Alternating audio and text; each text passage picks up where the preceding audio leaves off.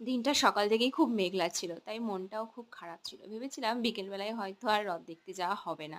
কিন্তু না, বিকেলবেলাটা খুব সুন্দর ছিল। তো আমরা ৩ জন মিলে বেরিয়ে পড়লাম রথ দেখতে। এই দেখো মিঠাই তো সামনে বসে নিয়েছে। বাবার গাড়ি মানেই সামনে বসতে হবে।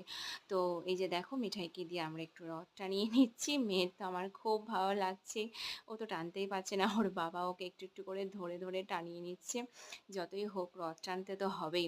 তো তারপর আমরা সেখান থেকে সোজা বেরিয়ে পড়লাম অন্য একটা জায়গায়, ভৈরবতলায়। ভৈরবতলার রথ খুব বিখ্যাত। তো ভাবলাম যে একবার বেরিয়েই যাই। তো দেখো এই যে দেখো ভৈরবতলায় জগন্নাথ দেবের মেলা বসেছে। আর এই যে দেখো প্যান্ডেল করেছে। এত সুন্দর একটা পরিবেশ না, আর ফাঁকা ছিল। যখন আমরা গিয়েছিলাম তখন ফাঁকাই ছিল। তো ভাবলাম একবার ফাঁকায় ফাঁকায় ঘুরে আসি। তো এই যে দেখো ভিতরটা করেছে। এখানে এখন ৭ দিন, মানে আজ জগন্নাথ দেব আসছে, এখনো আসেনি, রাস্তায় আছে। এই ভিতরে এখন জগন্নাথ দেব আর সুভদ্রা বলরাম সবাই আসবে, ভিতরে থাকবে এবং ৭ দিন ধরে একদম উল্টো রথ পর্যন্ত এখানে মেলা হবে, কীর্তন হবে, নাম গান হবে। তো এই যে দেখো মেলায় কিন্তু আমরা বেরিয়েছি, মেলা বসে গেছে, টুকটাক টুকটাক মেলা বসছে, আর আমরা সেই মেলাগুলো একটু ঘুরে ঘুরে দেখছিলাম।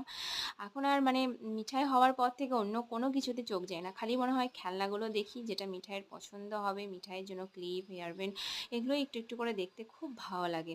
তো এই যে দেখো মেলাগুলো ঘুরছিলাম, এইভাবেই আমরা মেলা ঘুরে নিলাম, ব্যাস।